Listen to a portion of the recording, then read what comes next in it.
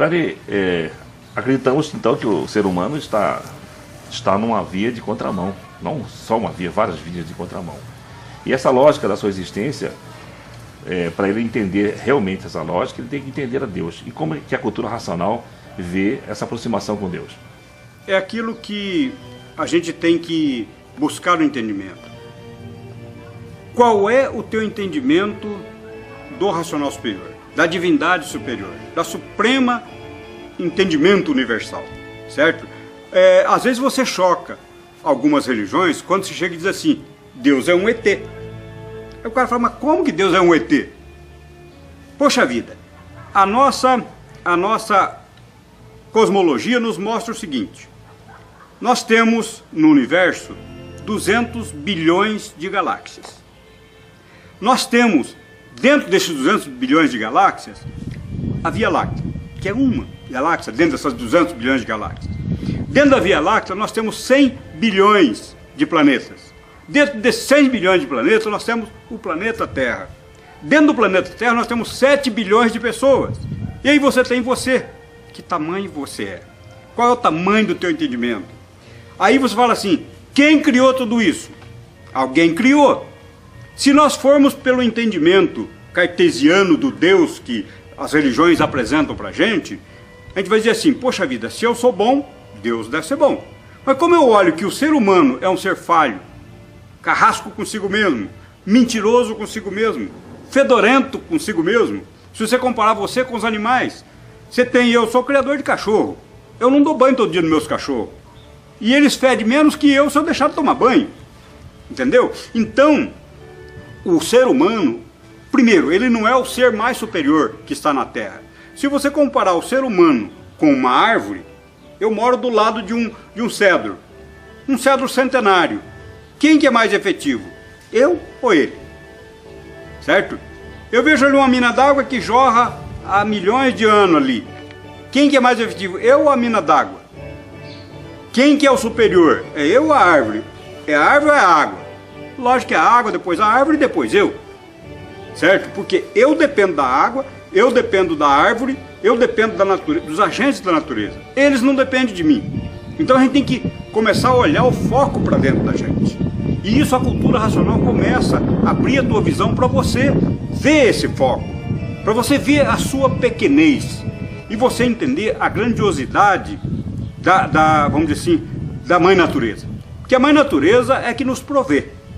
Ela que nos cria, ela que nos mantém e ela que vai ceifar a nossa vida. Ela que vai levar. Muita gente tem medo da morte. Mas o que é a morte? É apenas uma transformação. Para cada célula do nosso organismo, nós temos 5 micro-organismos convivas dentro do nosso universo corporal. Certo? Quando as religiões dizem assim, a alma. Tá bom, vamos entender a alma. Lá o hebraico entende a alma como ânima. Né? Enquanto nós estamos animando esse corpo, nós somos um corpo animado. Quando essa alma se desliga do corpo, passa a ser um corpo inanimado. Isso é o conhecimento tradicional do pensamento, certo? Passa a ser um corpo inanimado. Passa a ser inanimado por nós, que estamos dono dessa maquininha, fruto lá do pingo d'água, fruto lá do espermatozoide, certo? Nós somos herdeiros do espermatozoide. Você vê, nós somos herdeiros do nada.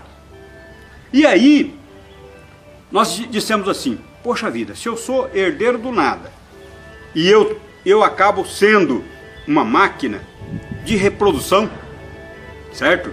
Então eu vou produzir outras máquinas. Então, na trajetória do homem, na evolução dele, desde as, vamos dizer assim, passadas gerações, das muitas, milhares de passadas gerações, nós vamos passando por uma evolução. Então, o homem, que é esse resultado que nós temos hoje, como nós conhecemos, ele é fruto de uma evolução do próprio habitante aqui na Terra. Ele vem evoluindo. Então, por exemplo, a criação dessa humanidade que nós conhecemos não é de Deus. Ela é do próprio homem. E o homem é um agente natural. Apenas um agente natural. Assim como o gato, o cão, o leão, o macaco, são agentes naturais de reprodução, agentes naturais da natureza, que estão reproduzindo. Porque se nós formos entender, dizer assim, Deus criou o homem. Deus criou o homem, aí você fica pensando assim, mas se o homem é tão mau, faz tanta maldade, se nós somos imagem e semelhança dele, então que Deus é esse? Se nós somos ruins, se nós não somos flor que se cheire, e o homem não é flor que se cheire, se fosse estava em equilíbrio, se fosse não tinha tanta guerra, não tinha tanta briga, não tinha tanto desequilíbrio, né? Então, se nós somos imagem e semelhança de Deus, nós vamos ter que admitir um Deus ruim, um Deus desequilibrado, um Deus maldoso, um Deus que quer mal ao seu filho. Eu tenho 5 filhos, eu não quero mal aos meus filhos. Então, eu acredito que o meu Criador não pode ser mau. Então, ele não pode ser um terreno. E até porque a Terra é um grãozinho de areia no meio desse universo todo, Deus tem que ser esse terreno, porque ele não é criador de tudo e de todos. Então, o racional superior não é da Terra, com certeza. Se ele não é da Terra, o que ele é? Ele é um extraterrestre. Aí fica fácil a gente entender. Aliás, no YouTube você vai encontrar, por exemplo, um vídeo que mostra que a própria Igreja Católica está se preparando para anunciar, porque a Igreja Católica tem os maiores telescópicos, astronômicos, de astrologia, de astronomia, vasculhando os mundos, certo? E os astrônomos do Vaticano estão se preparando para mostrar ao mundo que Deus não pode ser um ser terreno. Porque se ele fosse um ser terreno, ele ia criar uma coisinha terrena, né? E a humanidade é uma criação natural da natureza, certo? O universo é uma criação natural da natureza. Então nós não temos ainda um entendimento tão grande para entender esse racional superior. Nós achamos que é um Deus que passaram uma imagem para nós. Mas o nosso entendimento está truncado, completamente truncado desse Deus. Poxa vida, se eu tenho filho e eu não quero mal para o meu filho, eu acho que Deus, como pai, ele não pode querer mal para o seu filho. E querer que Deus ponha tanta coisa errada para a vivência do homem, para a lapidação do homem, e aí você entra de novo no ciclo. Porque que é a lapidação? É o buril girando, comendo parte da pedra preciosa, numa velocidade tal que ele causa o impacto e causa o embelezamento daquela pedra pelo corte, pela ceifa de um pedaço daquela pedra.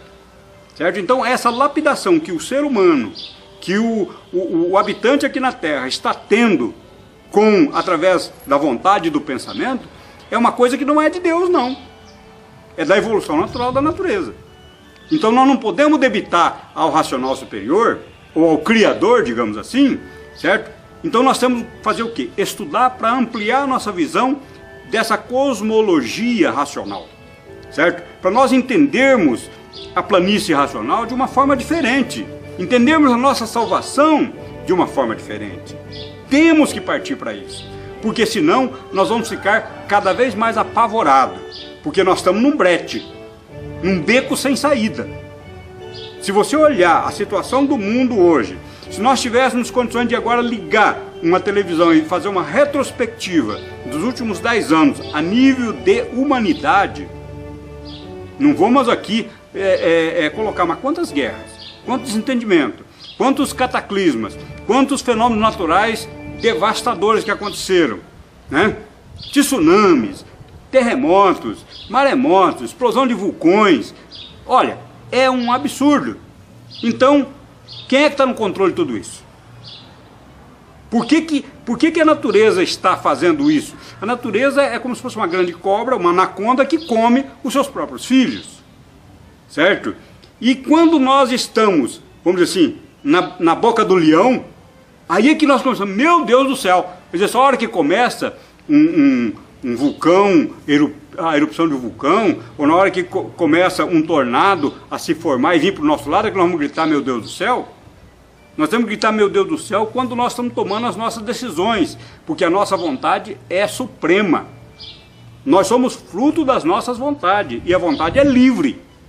E, vamos dizer assim, a cultura racional nos mostra claramente que, como nós temos essa vontade livre, nós somos donos do nosso destino. Não é Deus que é dono desse destino, somos nós que somos donos. E somos nós os irresponsáveis.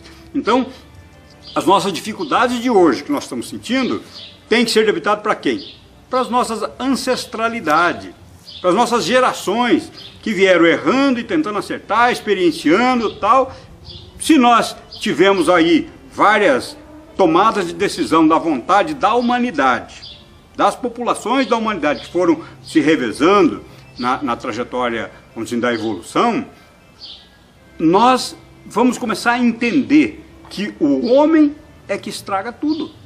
O homem é a maior ave de rapina que nós temos na face da terra.